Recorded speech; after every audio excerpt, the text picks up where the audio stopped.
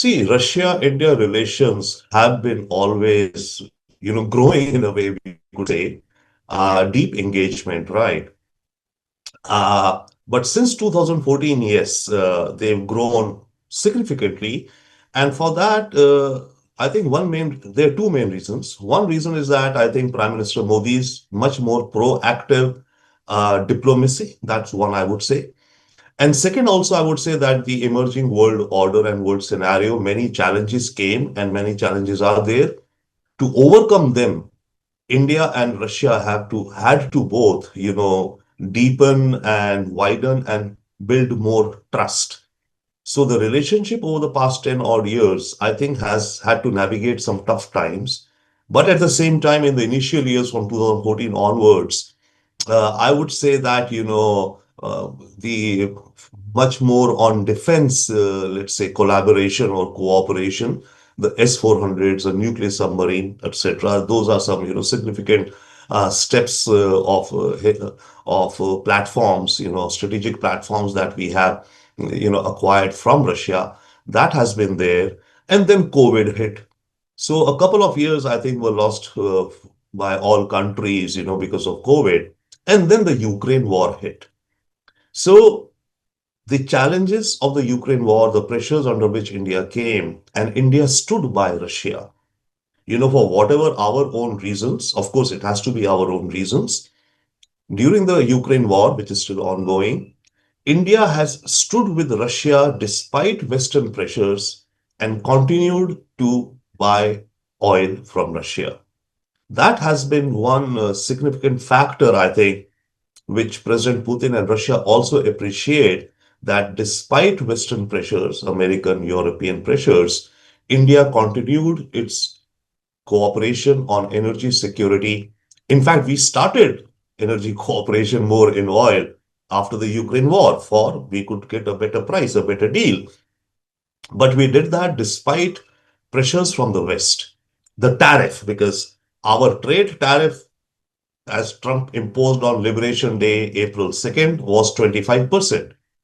But then when the West and US decided to, tighten the screws on Russia's income from oil exports, they slapped additional 25% on India. So bringing our effective tariff to 50%, since India is buying from oil from Russia.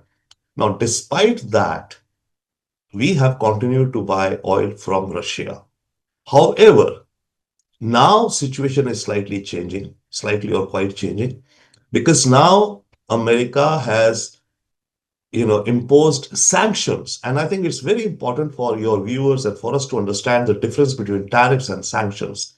The tariffs were the import duty imposed on Indian goods going to America of 50% because we are buying oil. So the idea was that India will, stop buying oil because we don't want our exports to suffer to the United States. However, we stood by Russia as far as tariffs were concerned.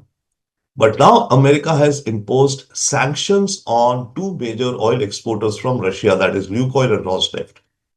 What this means is that if any Indian entity buys oil from one of the sanctioned entities, then the Indian entity, its banking for other international trade would be blocked. Now, India is reducing purchase of Russian oil because of the sanctions. But regarding the tariffs, India stood steadfast with Russia and Putin. So I think Russia and Putin would very much appreciate that. And sometimes it's said you make the best of friends when you're in tough situations, like in a pressure cooker. If you are, you become better friends in some situation. So I think India-Russia relations have gotten even more perhaps strategic, trusting, and looking at this new world matrix which is under construction. The world order of the last 100 years is crumbling. A new world order is emerging, which I call as a new world matrix under construction. And when this new world matrix is under construction, Russia and India, I think, have found each other to be very trusting and understanding friends. One, I think, is the historical relationship. And once again, in tough and challenging times, especially the 1971 war, okay, Russia stood with India, and that's when we signed the treaty of, friendship with Russia. Since then, our relationship has taken a very quantum different shape and trajectory. That is one. Second is national interest of both nations, our interest and Russian interests. Each nation has interests. Russia has supplied us with technology when we were in technology denial by the West. Okay, nuclear power plants, cooperation, defense cooperation. So those are some hard facts. Along with it, I think a parallel scenario is our cultural relations. India, Indian movies, and an affection for India in the erstwhile Soviet Union and now in Russia and CIS countries is a huge is a huge asset we have. So there's immense, I think, affection for the people of India in the people of the erstwhile Soviet Union and Russia. And I think that it is reciprocal in India also. We have a huge affection for the people of Russia. Uh, and of course, I think it goes back once again. I'll say you're talking, I mean, historically, what's the glue which puts it together? Especially, the Russian circus, Russian books, Russian dolls, these kind of things, the cultural component has been huge. And also remember one thing, philosophically speaking, Russia is Eastern in its philosophical outlook. Tagore is immensely respected. In fact, Tagore used to be taught in schools in school, I mean, class one, two, three, his poems were taught in Russia. Okay. And similarly in India, people know Tolstoy, Pushkin, etc. So the cultural component is huge, I would say. But then with it was added the geopolitical situations of the world, which brought us together. And when they brought us together in the 1971 war, beyond that, I think we've had an enduring and ever growing relationship with Russia, though in between there were times when we were not so engaged with each other. Maybe let's say the 90s, when the Soviet Union collapsed. But after that, once again, the dynamic of relations has picked up. And I would say now when they are meeting, when Putin, Modi are meeting, I think now the dynamic, I mean, there's a very serious consideration and urgent consideration between the two nations as to how we should, widen our relations beyond. Because you see, the core issue, by the way, of our relations is that our relations have been mainly G to G, government to government.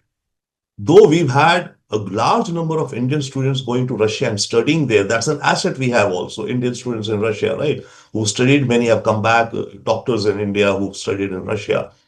But generally, our relations have been on defense and nuclear before the Ukraine war. After the Ukraine war, we also started buying oil. So today, when our bilateral trade is, let's say, around $65 billion, before the Ukraine war, Russia-India bilateral trade was around $15 billion. So the challenge for both leaders, yes, we have huge trust, we have huge intent, and we want to do things together more and more and expand this relationship. But the challenge is to widen and deepen our relationships beyond oil, nuclear, and defense, be it in pharmaceuticals, be it in machinery, be it in engineering, be it in education, be it in space, be it in agriculture, a variety of areas. So the challenge or the question or the need is for the two nations to expand the bandwidth of our relationships and to deepen it. There are two other nations who are watching this very keenly and who matter, America and China, right? Forget Pakistan and all. America is definitely looking at this meeting very, very keen and clearly. However, I think, Trump is a numbers guy. And what Trump will be looking at is how much oil is India buying from Russia. And there he will see the numbers are going down. That is my estimate, I think. The numbers of oil imports into India will go down. You see, in January, the European Union is also kicking in with the 19th round of sanctions and all. So logically, our companies will not be able to buy, should not buy, cannot buy. Why exposed to higher risk, right? So Trump will be satisfied on that one count that his primary, concern or issue with India was that reduce buying Russian oil. So our diplomacy and we would tell and he would understand that, okay, yeah, India has reduced buying oil. That's what he wanted. Okay. Other elements of closeness of Russia, India, well, they will observe unless, something spectacular in terms of Russia, India trade and about de-dollarization comes up in these meetings, right? Or something as such happens, or some big ticket defense, though defense is supposed to happen. But if it's a defense deal of some very large numbers, then again, Trump might get upset saying that why are they buying Russian defense and not our big, beautiful planes from America, right? So, barring these two issues, I think Trump and American administration would not raise much of a noise over this meeting, and they will be observing it clearly. The one who would be observing it equally finely and keenly would be China and Xi Jinping. They will be concerned more, I think, because they will see that if Russia-India relations widen and deepen, okay, that means Russia has another partner with whom it can grow. Because you see, as of now, China is majorly expanding into Russia. Western companies moved out, forget the defense, whatever, but all car companies, all air conditioners, all construction, as such, Chinese are taking over. Or Russia is leaning towards China more and more. If Russia-India relations gather more momentum, that's why I'm saying that Russia-India relations need to go beyond this, defense, nuclear, and oil. Uh, if they widen more and more, the less Russia will need to depend upon China. Once again, coming back to the trade numbers, our bilateral is right now 65 billion. We are talking that by 2030, that's what media commentary is saying, the target is 100 billion. Now, please tell me, out of the 65 billion, around 50 billion is oil.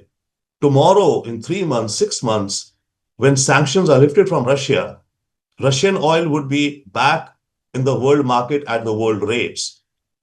India then maybe would buy from Middle East only. So our core bilateral trade, which I want to focus and I want to see, that 15 billion, how much can we grow that?